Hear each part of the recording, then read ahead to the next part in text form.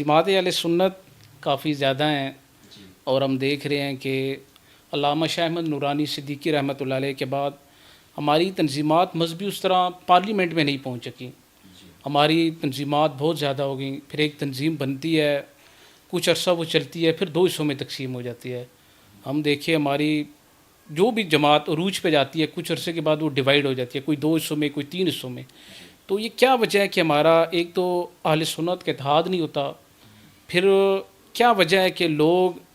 ہماری جو تنظیمات ہیں ان کو اس طرح ووٹ بھی نہیں دیتے؟ پہلے اتحاد کی طرف آ جائیں کہ ان کا آپس میں اتحاد کیوں نہیں ہوتا؟ میں اپنے تجربہ کے مطابق آپ کو بتاؤں تو اتحاد تو نہیں ہو پائے گا۔ صحیح۔ ہاں، کچھ چیزوں پر اتفاق ہو سکتا ہے،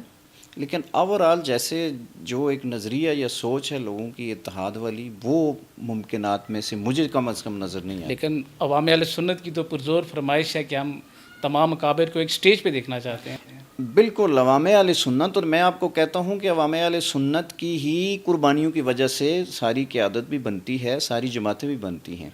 میں خود ایک ورکر آدمی ہوں اور میں سمجھتا ہوں کہ اس چیز کی جو آج اہل سنت کی پوزیشن ہے یا حالت ہے، اس کا میں اور آپ جیسے لوگ نہیں ہیں یا ورکر نہیں ہیں یا جو عام پبلک ہے وہ نہیں ہے۔ میں اس کا ذمہ دار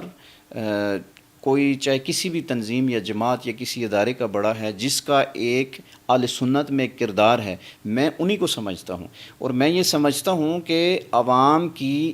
امنگوں کے مطابق آج بھی اگر چلا جائے تو جیسے آپ نے کہا ہے کہ اسمبلی تک جانا اور یہ سارا کچھ ہو سکتا ہے، آج بھی ہو سکتا ہے، لیکن جو بڑی سطح کے لوگ ہیں ان کو بعض جگہ پہ اپنی انا، بعض جگہ پہ اپنی دوسری چیزوں کو قربان کرنا پڑے گا۔ اس کے بغیر میرا نہیں خیال کہ اسمبلی تک آپ کا وجود اہل سنت کا کسی جگہ مجھے آئندہ بھی دور دور تک نظر نہیں آ رہا، چونکہ گراس لیول کی جو پوزیشن ہے وہ آپ کہہ رہے ہیں کہ دور دور تک نظر نہیں آ رہا۔ جی میں یہ کہہ رہا ہوں اہل سنت میں ہمارے اتنے سخت حالات ہو چکے ہیں، اتنے سخت حالات ہیں کہ میں سمجھتا ہوں، میں اپنی آپ کو اپنی رائے پیش کر رہا ہوں، اور اس کو کوئی فتویٰ نہیں سمجھیے گا آپ، میں اپنی ایک رائے پیش کر رہا ہوں کہ مجھے نہیں لگتا کہ اہل سنت قریب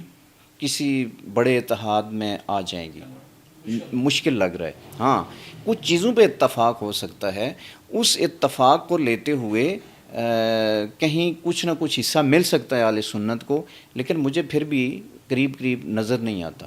اس کی ذمہ دار جو ہے ہماری مذہبی قیادت ساری ہے، وہ چاہے کسی بھی جماعت، کسی تنظیم سے ہے، کسی ادارے کا بڑا ہے، جس کا بھی اہل سنت کے اندر کوئی بڑا رول ہے، وہ سارے کے سارے اس کے ذمہ دار۔ اس میں ایک بات یہ بھی، ہم 5 سال جب ورک کرتے ہیں، جگہ جگہ بڑے بڑے اجتماعات ہوتے ہیں مذہبی جماعتوں کے، خانقاہوں میں ہوتے ہیں، تو وہ اس بات پہ زور دیتے ہیں کہ نظام مصطفیٰ کے نفاذ کے لیے ہمیں ووٹ دینا چاہیے، لیکن ہم دیکھتے ہیں کہ جس وقت الیکشن آتا ہے، یہی ہماری بڑی خانقاہیں کسی دوسری سیاسی جماعت کی حمایت کر دیتی ہیں، مذہبی لوگوں کو ترجیح نہیں دیتے۔ تو اس کی کیا وجہ ہے کہ ہم لوگ جو ہمارے بڑے مشائخ ہیں ان تک اپنا پیغام صحیح پہنچا نہیں پاتے؟ کیا وجہ ہے کہ وہ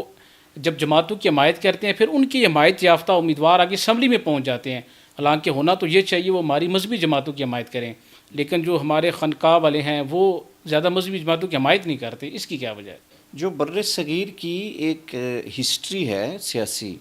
اور اگر آپ بر صغیر سے ہٹ کے پاکستان کی ہسٹری پہ آ جائیں، دارگاہوں کا ایک بہت بڑا عمل دخل رہا ہے، اور آج بھی بڑی بڑی دارگاہوں کے سجادہ نشین جو لوگ ہیں اسمبلی میں بیٹھے ہوئے ہیں، بھلے سے وہ کسی پلیٹ فارم سے، لیکن بیٹھے ہوئے ہیں۔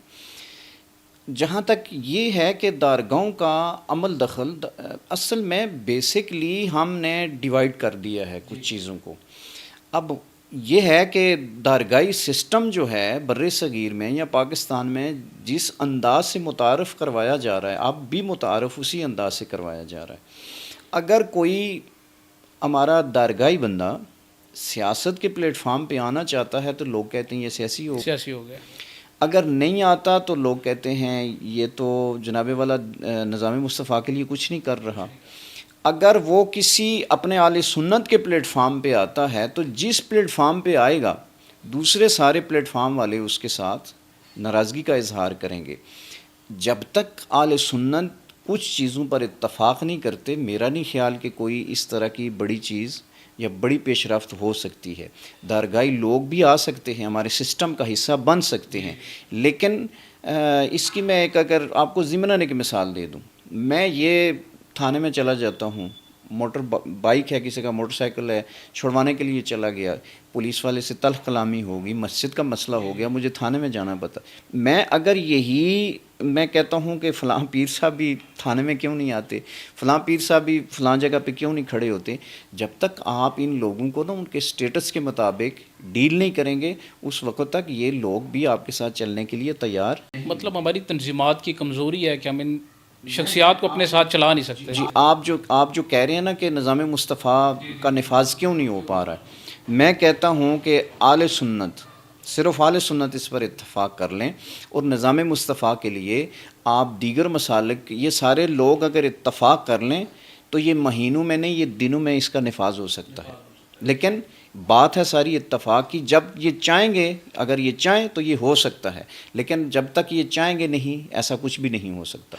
جی ٹھیک ہو گیا۔ کس شخصیت سے زیادہ متاثر ہیں، کس کو اپنا آئیڈیل مانتے ہیں؟ ایک بندے کا آئیڈیل ہوتا ہے جس کو بہت پسند کرتا ہے وہ، تو کس سے زیادہ متاثر ہیں شروع سے، بچپن سے اب تک، کس شخصیت سے؟ دیکھیں، بچپن میں تو میں دیہی علاقے کا آدمی تھا، مجھے تو یہ مذہبی معاملات کا اتنا آئیڈیا نہیں تھا، اور نہ ہی کچھ، ہاں اتنا ضرور تھا کہ میں بچپن سے نعت شریف پڑھا کرتا تھا، ایک شوق تھا، لیکن جیسے میں مذہبی فیلڈ میں آیا ہوں تو جب سلیم بھائی کے میں نے تذکرے، میری بالمشافہ ان سے ملاقات نہیں ہے، اچھا، آپ کی ملاقات ان سے نہیں ہوئی کیا؟ میری ملاقات نہیں ہے سلیم بھائی کے ساتھ۔ اس کی وجہ یہ ہے کہ سلیم بھائی کی شہادت جو ہے نا، میں نے تو 99 میں میٹرک کلیئر کیا ہے، تو دیہی علاقوں میں اس کے بعد اس فیلڈ میں آیا ہوں، تو سلیم بھائی کا دور اس سے پیچھے کا تھا، لیکن یہ تھا کہ ان کی جو پوری ایک ہسٹری ہے زندگی کی، تھوڑی سی زندگی نے ساتھ دیا اور پھر ایک ہسٹری ہے، تو بس ہر انسان کا نا ایک مائنڈ ہوتا ہے اور کچھ گٹس ہوتے ہیں، اسی کے مطابق وہ کسی شخص کو اس کی پک کرتا ہے، تو میں نے بس سلیم بھائی کو دیکھا تو ان کی جو ہسٹری سنی، ان کا جو کردار، ان کا ماحول، ان کے ساتھیوں سے سنا، تو بس میں پھر سلیم بھائی کو ہی فالو کر رہا ہوں شروع سے، میں اس کے علاوہ تنظیمی اعتبار سے میں نے کسی کو فالو نہیں کیا۔